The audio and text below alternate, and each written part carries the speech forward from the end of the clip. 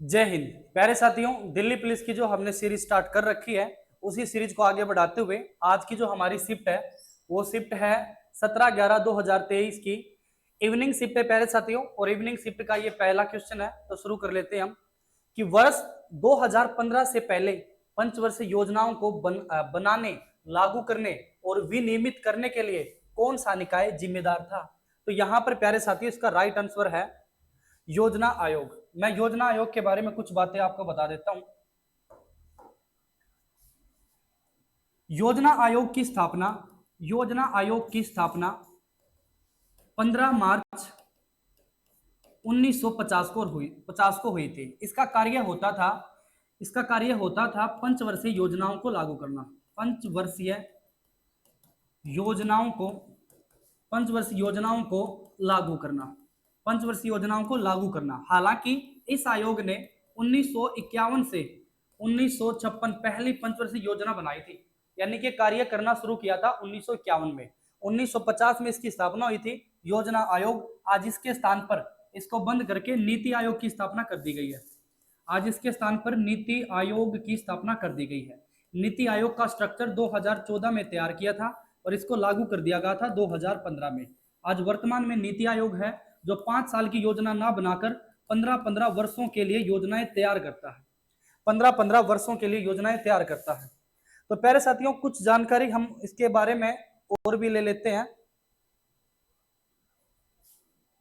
समझना, जो इसके स्थान पर नीति आयोग आया है प्यारे साथियों, उसके बारे में लिख रखा है यहाँ पे। नीति आयोग 1 जनवरी 2015 को भारत सरकार ने योजना आयोग को समाप्त कर दिया था और उसकी जगह नीति आयोग की स्थापना कर दी गई थी। इसका उद्देश्य है भारत में सहकारी संघवाद को प्रोत्साहित करना था और राज्यों को नीति निर्माण प्रक्रिया में सक्रिय भागीदारी देना था। नीति आयोग एक थिंक टैंक की तरह काम करता है जो दीर्घकालीन नीतिगत सलाह देता है। यह विकासात्मक योजनाएं, नवाचार को बढ़ावा देता है। इसका अध्यक्ष प्रधानमंत्री होता है। इसका उपाध्यक्ष तथा एक सीईओ की नियुक्ति की जाती है। इसका मुख्य उद्देश्य प्यारे साथियों राज्यों और केंद्र के बीच समन्वय बढ़ावा करना और नीतिगत नवाचार और सतत विकास की तरफ ध्यान देना। वैसे प्यारे साथियों, नीति आयोग के बारे में हमने बहुत ज्यादा डिटेल पिछली वीडियो में ले ली थी।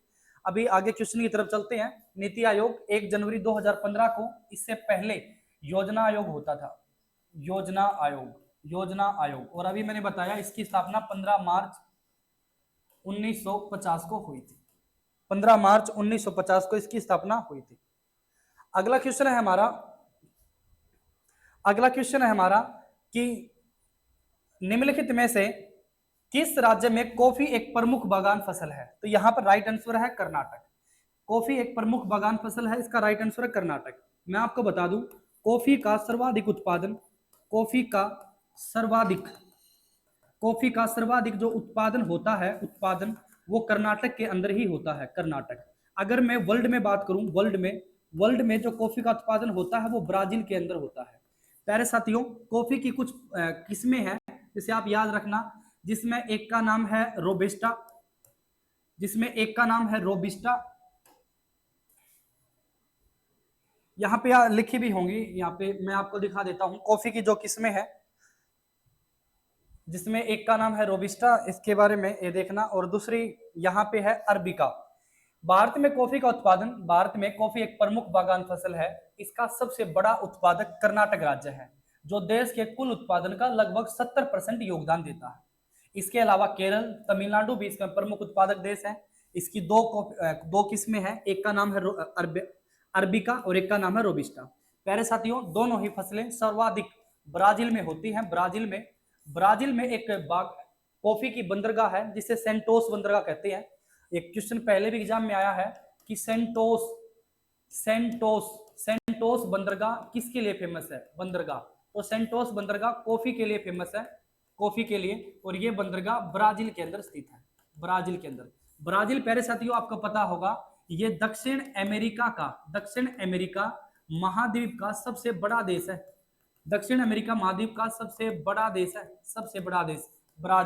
ब्राजील की राजधानी ब्रासिलिया है। इसकी राजधानी ब्रासिलिया है, जिसका नाम एक वृक्ष के नाम पर रखा गया था, जिस वृक्ष का नाम है ब्रासिलिया। ब्राजील के अंदर ही प्यारे साथियों ब्राजील के अंदर सबसे बड़ा नगर जो है वो रियो डी जेनेरो है, रियो डी जेनेरो। और यहीं पर 22 अप्रैल 1992 को 22 अप्रैल 1992 को यहाँ पर पृथ्वी सम्मेलन हुआ था। पृथ्वी सम्मेलन हुआ था, इसलिए 22 अप्रैल को पृथ्वी दिवस मनाते हैं। पृथ्वी दिवस 22 अप्रैल को बनाते हैं पृथ्वी दिवस। और 22 मार्च को बनाते हैं जल दिवस। 22 मार्च को बनाते हैं जल दिवस। 22 मार्च को जल दिवस, 22 अप्रैल को पृथ्वी दिवस, और 22 मई को मनाते हैं जैव विविधता दिवस। जैव विविधता दिवस। चलते हैं प्यारे साथियों अगले क्वेश्चन की तरफ। हमारा नेक्स्ट क्वेश्चन जो है, अगला क्वेश्चन जो है वो ये है, निम्नलिखित में से किस अनुच्छेद में यह उल्लेख किया गया कि राज्य भारत के क्षेत्र के भीतर किसी भी व्यक्ति को कानून के समक्ष समानता प्रदान करता है। समानता या कानून के समान संरक्षणों का से वंचित नहीं करेगा। प्यारे साथियों ये जो क्वेश्चन है, ये क्वेश्चन फंडामेंटल राइट का है, मौलिक अधिकारों का है। वैसे बहुत डिटेल में मैंने आपको पढ़ा रखा है। ये अनुच्छेद 14 से 18 के अंतर्गत चलती है। मैं इसके बारे में बता देता हूं आपको। ये जो क्वेश्चन है ये मौलिक अधिकारों का है। मौलिक अधिकार प्यारे साथियों अपने संविधान के भाग 3 में है। भाग 3 में जिसके अंदर अनुच्छेद 12 से 35 आते हैं। 12 से 35, अनुच्छेद 12 से 35। प्यारे साथियों मौलिक अधिकारों को भारत के संविधान का मैग्ना कार्टा कहते हैं। मैग्ना कार्टा मौलिक अधिकारों कहा जाता है। मौलिक अधिकारों का जो नेचर है, मौलिक अधिकारों की जो प्रकृति है, प्रकृति बोलते हैं स्वभाव को। वो स्वभाव नकारात्मक है, जिसका अर्थ होता है जब हम मौलिक अधिकारों को संविधान के अकॉर्डिंग देखते हैं तो हमें मिलता है कि राज्य ऐसा नहीं करेगा, राज्य किसी के साथ छुआछूत नहीं करेगा, राज्य असमरसता नहीं करेगा। तो नहीं नहीं नहीं नहीं करके जब सारे प्रावधान किए गए हैं, इसी नहीं नहीं करने के स्वभाव को ही हम नकारात्मक स्वभाव कहते हैं। मौलिक अधिकार प्यारे साथियों हमने यूएसए से कॉपी किए हैं, यूएसए के संविधान से। और जो हमारा समानता का अधिकार है, समानता का अधिकार, ये अनुच्छेद 14 से 18 तक इसमें लिखा हुआ है। और अनुच्छेद 14 में लिखा गया है विधि के समक्ष समानता। विधि के समक्ष समानता, अनुच्छेद 14 में विधि के समक्ष समानता। अनुच्छेद 15 में जाति, लिंग, वंश, जन्म स्थान, मूल वंश के आधार पर राज्य किसी के साथ कोई भेदभाव नहीं करेगा। अनुच्छेद 16 में लिखा गया है अवसरों की समानता। अनुच्छेद 17 में उपाधियों का अंत। और अनुच्छेद 17 में असमरसता का अंत। और अनुच्छेद 18 में उपाधियों का अंत है। तो यहां पर जाति, धर्म, वंश, लिंग के आधार पर कोई भेदभाव नहीं होगा। 16 में अवसरों की समानता, अवसरों की समानता। और अनुच्छेद 17 इसमें असमरसता का अंत। और अनुच्छेद 18 में उपाधियों का अंत। प्यारे साथियों मूल संविधान में 7 मौलिक अधिकार थे, वर्तमान में 6 मौलिक अधिकार हैं। 42वां संविधान संशोधन जो 1976 में हुआ था, उसके तहत संपत्ति के अधिकार को हटा दिया गया है। वर्तमान में हमारे पास 6 मौलिक अधिकार हैं। 6। 7वां जो मौलिक अधिकार था संपत्ति का अधिकार था, संपत्ति का अधिकार।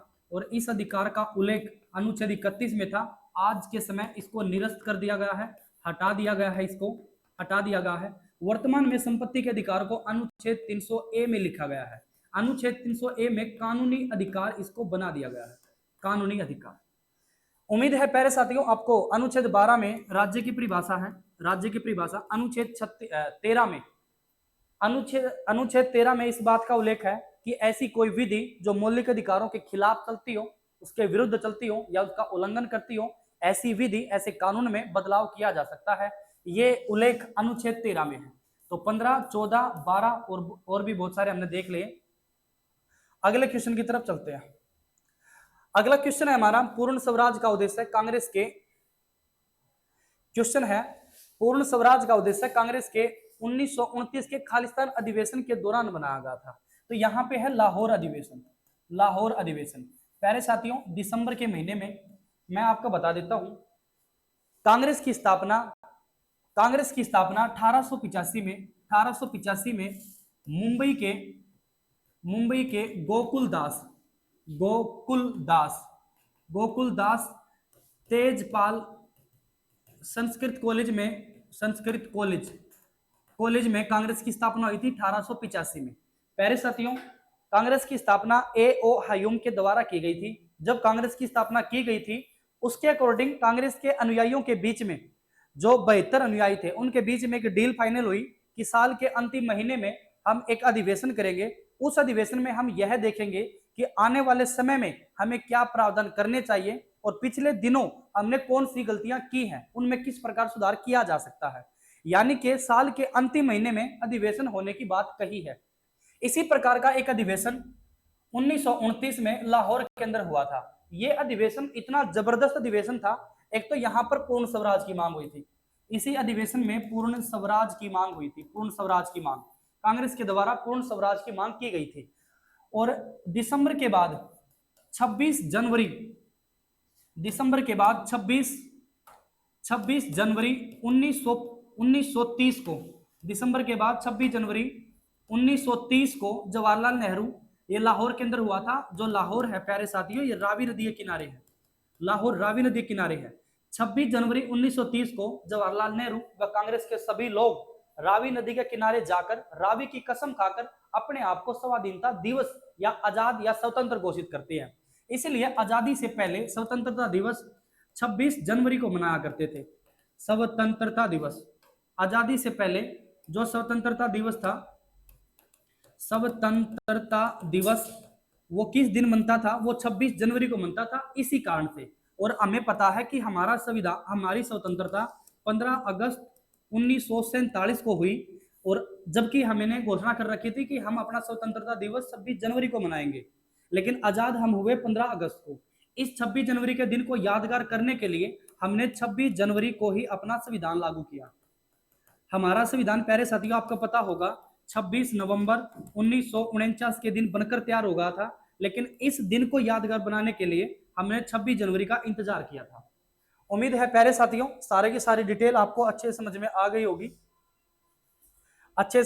होगी, मैं यहाँ पे देख लेता हूँ कुछ जानकारी इसके बारे में लिखी हो तो।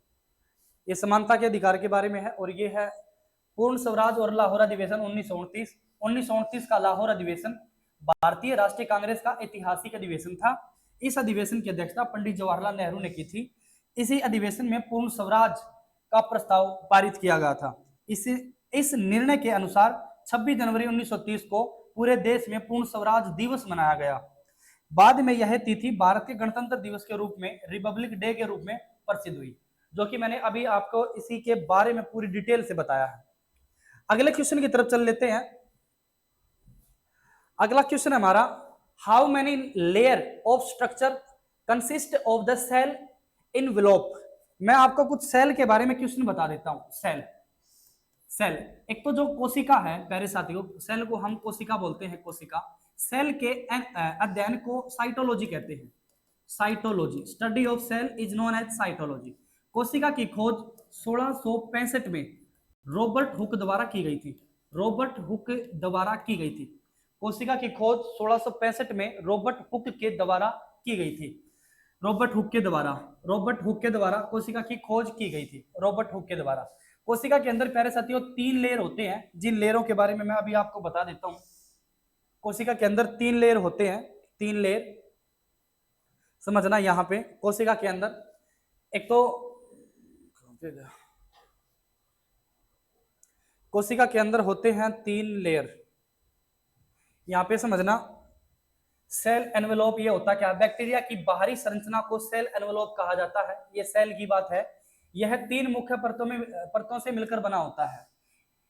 ग्लाइकोलिक्स, यह बाहरी परत होती है जो बैक्टीरिया को सुरक्षा प्रदान करती है, जिसमें एक है ग्लाइकोलिक्स, एक है सेल वॉल और एक है प्लाज्मा मेम्ब्रेन।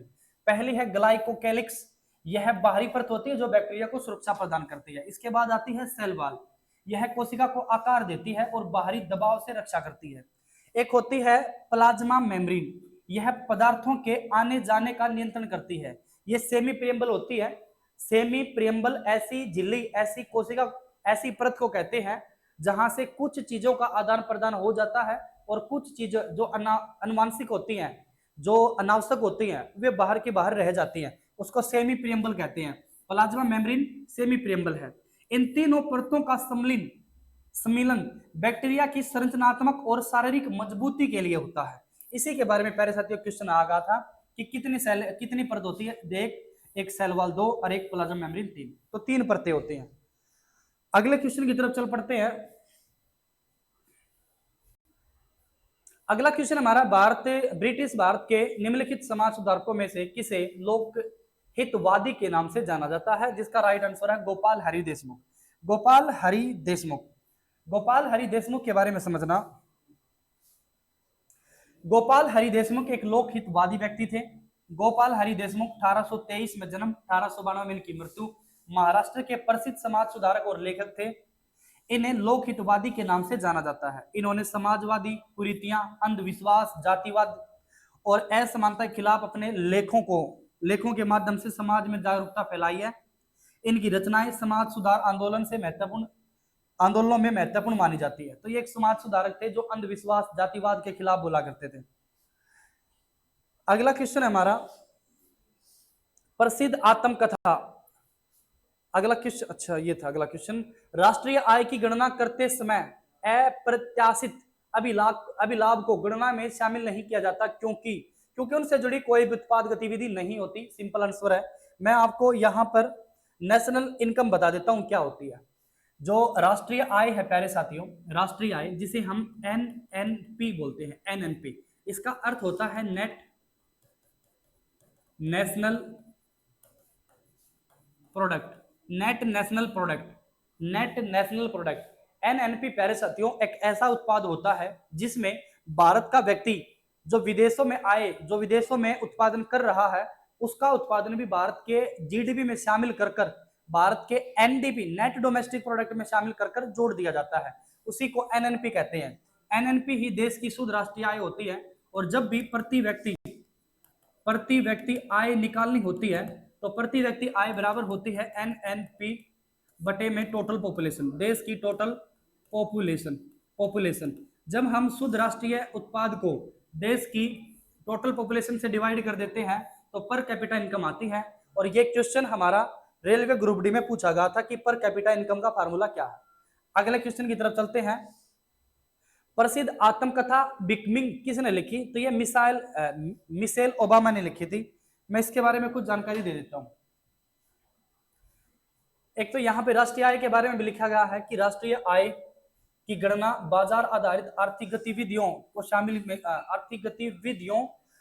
शामिल की जाती है। इसके अंदर घरेलू कार्य जैसे खाना बनाना, बच्चों की देखभाल, कपड़े धोना, अवैतनिक कार्य होते हैं जिन्हें आर्थिक उत्पादन नहीं माना जाता। इसलिए ऐसे कार्य राष्ट्रीय आय में शामिल नहीं किए जाते क्योंकि इनमें वित्तीय लेन देन नहीं होता।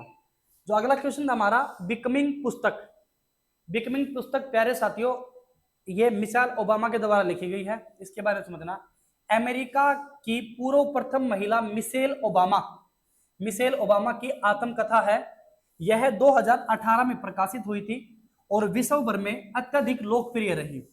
इस पुस्तक में उन्होंने बचपन, शिक्षा, करियर, परिवार जीवन और व्हाइट हाउस के अनुभवों को समझाया है। यह आत्मकथा प्रेरणादायक जीवन यात्रा का प्रतीक है।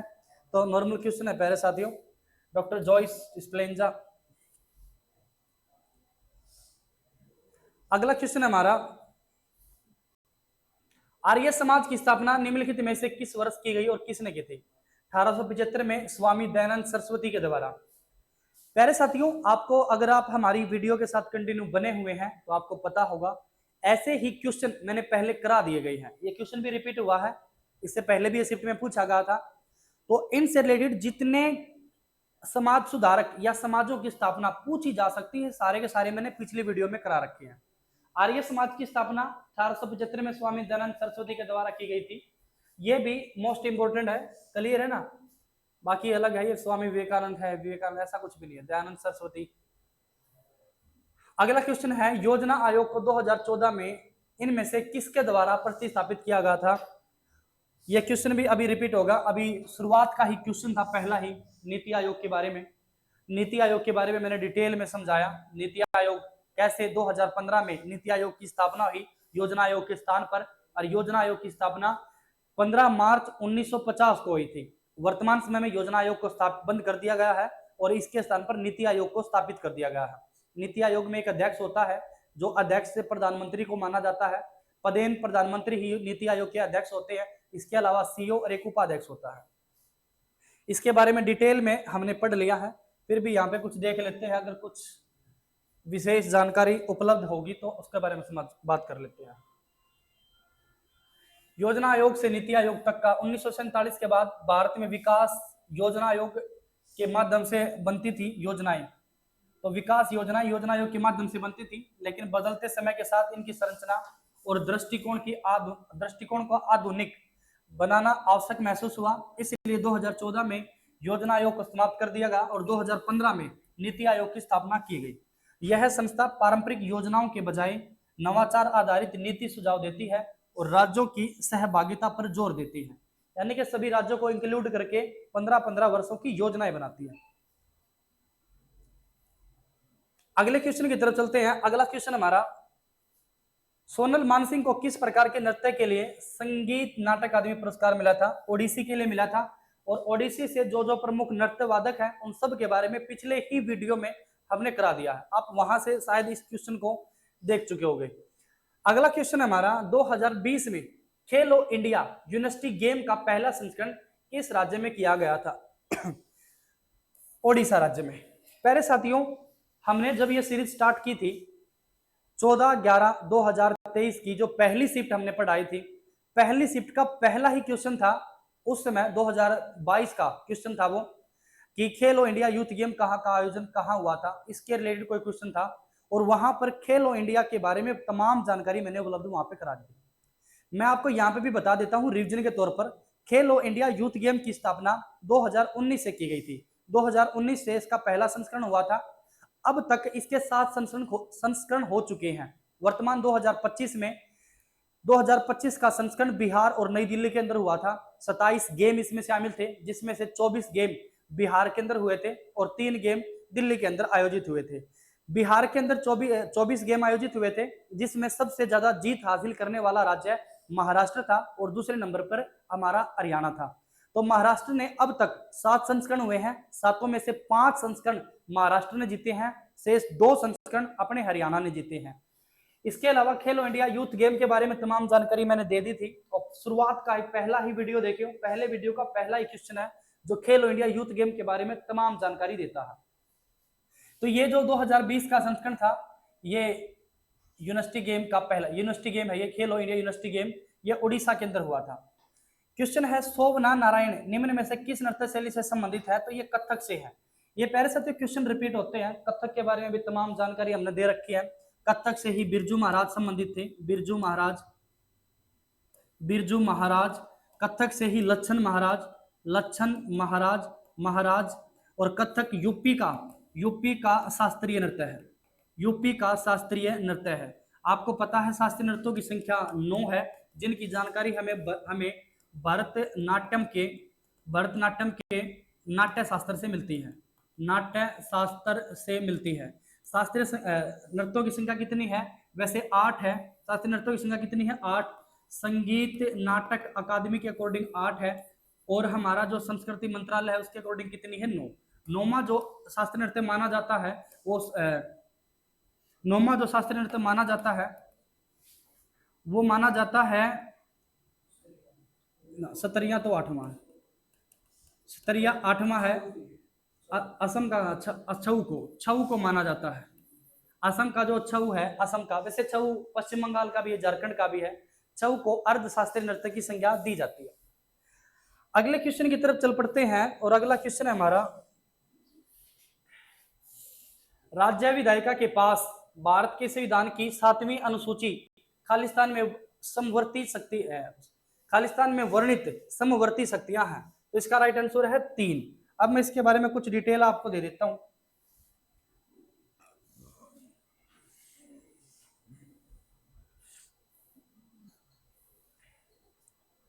ये खेलो इंडिया यूनिवर्सिटी गेम के बारे में भी कुछ जानकारी है, इसको भी एक बार आप देख लेना। यूनिवर्सिटी गेम 2020 में उड़ीसा के अंदर भारत में विश्वविद्यालय स्तर पर खेलों को बढ़ावा देने के उद्देश्य से खेलो इंडिया यूनिवर्सिटी गेम 2020 में भुवनेश्वर में आयोजित हुए थे। इसका मुख्य उद्देश्य युवाओं में खेलों की भावनाओं को बढ़ाना, नई प्रतिभाओं को राष्ट्रीय और अंतर्राष्ट्रीय स्तर पर पहचानना। इस योजना में देश भर के विभिन्न यूनिवर्सिटी लगभग 3500 से अधिक खिलाड़ी भाग लेते हैं। इसका प्रथम संस्करण ओडिशा में हुआ था। प्रथम संस्करण इसका हुआ था ओडिशा में। ये देखना प्यारे साथियों, ये है हमारा संविधान की 7वीं अनुसूची और राज्य सूची। भारतीय संविधान की 7वीं अनुसूची में 3 सूचियां दी गई हैं, जिनके आधार पर केंद्र और राज्य के बीच में शक्तियों का विभाजन किया गया है। संघ सूची, राज्य सूची और समवर्ती सूची। संघ सूची केंद्र सरकार के विषय है, जैसे रक्षा, विदेश नीति, मुद्रा आदि। राज्य सूची राज्य सरकार के विषय हैं, जैसे पुलिस, कृषि, स्वास्थ्य, स्थानीय प्रशासन। और समवर्ती सूची ऐसे विषय हैं जिन पर केंद्र और राज्य दोनों मिलकर कानून बनाते हैं। एग्जाम्पल के तौर पर शिक्षा, विवाह, पर्यावरण इत्यादि। राज्य विधानमंडल को केवल राज्य सूची विषयों पर कानून बनाने का अधिकार है। तो ये अनुसूची 7 के अंतर्गत है। अनुसूची 7 में 3 प्रकार से सूचियों को बांटा गया है। अगर आप हमारे पास ऑफलाइन पढ़ते हैं तो आपको और भी अच्छे से बेहतरीन तरीके से पता होगा, ये हमने बहुत अच्छे से पढ़ा रखा है। भारत में कोविड-19 के कारण होने वाली कठिनाइयों को दूर करने के लिए 5 स्तंभों के आधार पर खालिस्तान योजनाओं की घोषणा की गई है। तो निर्भर भारत का अभियान, इसकी योजना की गई है। इसके बारे में समझ लेते हैं ये योजना क्या है। आत्मनिर्भर भारत अभियान ये क्या है? कोविड-19 महामारी से उत्पन्न कठिनाइयों को देखते हुए 2020 में प्रधानमंत्री नरेंद्र मोदी ने आत्मनिर्भर भारत अभियान की घोषणा की है। इसका उद्देश्य भारत को आर्थिक रूप से आत्मनिर्भर और वैश्विक आपूर्ति श्रृंखला में प्रतिस्पर्धी बनाना है। इसका अभियान में 5 स्तंभ है: अर्थव्यवस्था, अवसंरचना, प्रणाली और जनसांख्यिकी मांग। देखो समझना, अर्थव्यवस्था नए सुरक्षा और विकास पर ध्यान देगी। अवसंरचना आधुनिक भारत की नींव रखेगी। प्रणाली टेक्नोलॉजी आधारित पारदर्शिता शासन करेगी। सांख्यिकी युवा शक्ति का उपयोग करेगी। मांग स्थानीय उत्पादों की खपत करेगी। बाकी सब कुछ नॉर्मल है। 20 लाख करोड़ रुपए का आर्थिक पैकेज घोषित किया गया था पीड़ितों के लिए। अगले क्वेश्चन की तरफ चल पड़ते हैं प्यारे साथी। करंट अफेयर क्वेश्चन था, उस समय की जो स्थिति थी उसके अकॉर्डिंग क्वेश्चन आया था। रथ सप्तमी का सांस्कृतिक उत्सव मुख्य रूप से भारत के किस राज्य में मनाया जाता है? आंध्र प्रदेश में प्यारे साथियों मनाया जाता है, आंध्र प्रदेश में।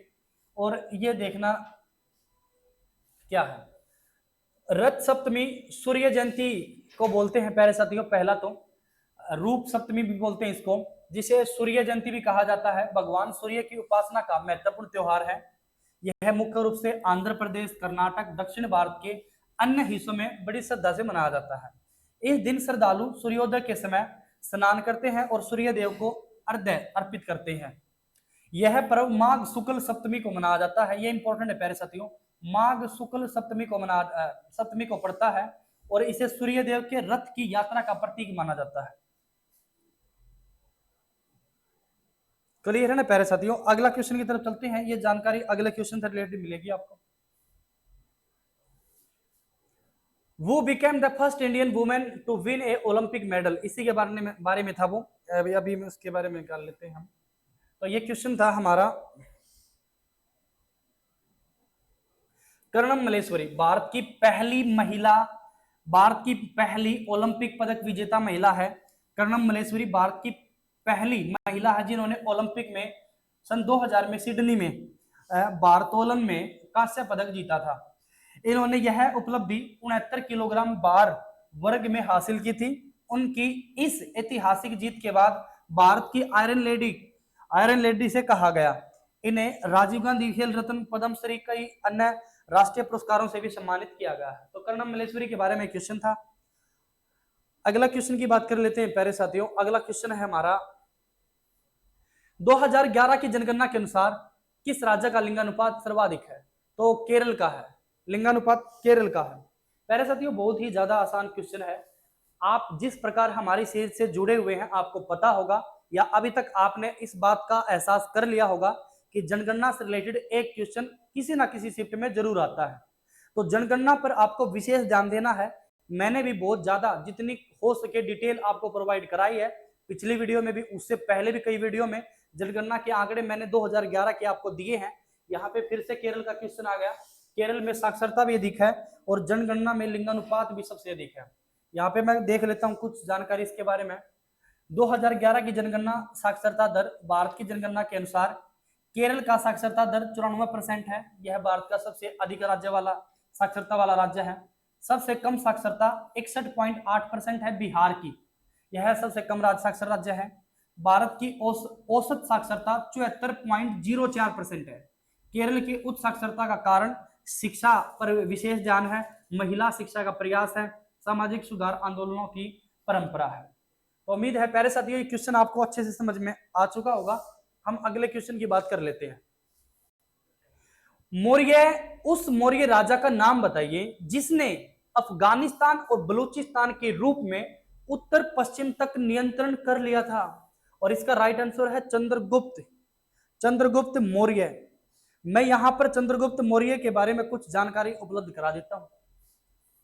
चंद्रगुप्त मौर्य प्यारे साथियों, इसके बारे में समझना, 322 बीसी से 298 बीसी तक इसने राज किया है।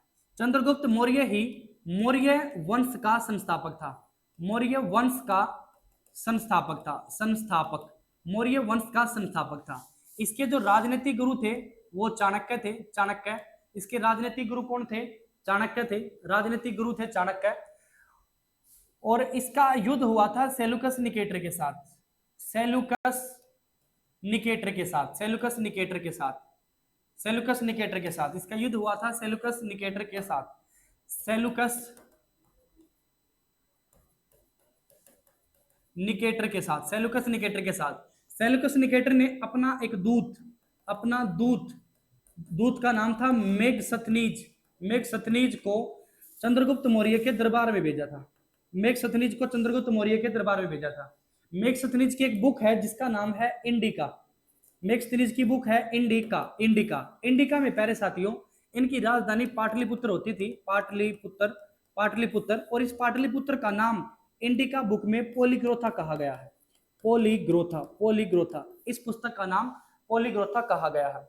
चंद्रगुप्त मौर्य प्यारे साथियों जैन धर्म को अपनाता है, जैन धर्म को अपनाता है। और जैन धर्म की शिक्षा ये भद्रबाहु से लेता है, भद्रबाहु से। और अपने जीवन के अंतिम चरणों में यह श्रवण बेलगोला में चला जाता है, श्रवण बेलगोला जो कर्नाटक में स्थित है, कर्नाटक में। और वहीं पर जैन धर्म में प्यारे साथियों एक विधि होती है कि जब व्यक्ति वृद्ध हो जाता है तो अन्न जल त्याग कर अपने शरीर का त्याग कर लेता है। इस विधि को संलेखना विधि कहते हैं। और संलेखना विधि के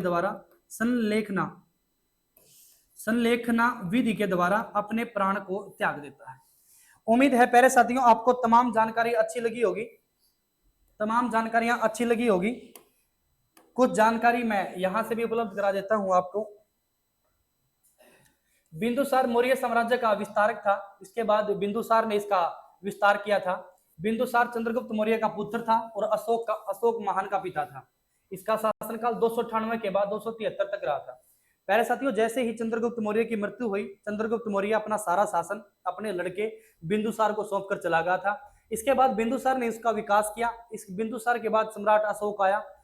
बिंदुसार 298 से 273 बीसी तक रहा था। बिंदुसार ने अपने पिता द्वारा स्थापित मौर्य साम्राज्य का विस्तार अफगानिस्तान बलूचिस्तान तक किया था। यूनानी इतिहासकार इसे एमिस्ट्रोटस दुश्मनों का संहारक के नाम से भी इसे जानते हैं। इसके शासनकाल में मौर्य साम्राज्य एक विशाल और संगठित शक्ति बन गया था जिसने भारत के राजनीतिक एकता की ओर अग्रसर किया था। उम्मीद है प्यारे साथियों तमाम जानकारी आपको अच्छी लगी होगी, तमाम जानकारियां अच्छी लगी होगी। हमने 20 क्वेश्चन यहाँ पे कवर कर लिए हैं। अगले क्वेश्चन हम अगली वीडियो में कवर करेंगे क्योंकि वीडियो बहुत ही ज्यादा लंबी हो जाती है, तो इसको 2-3 पार्टों में कवर करके करेंगे हम।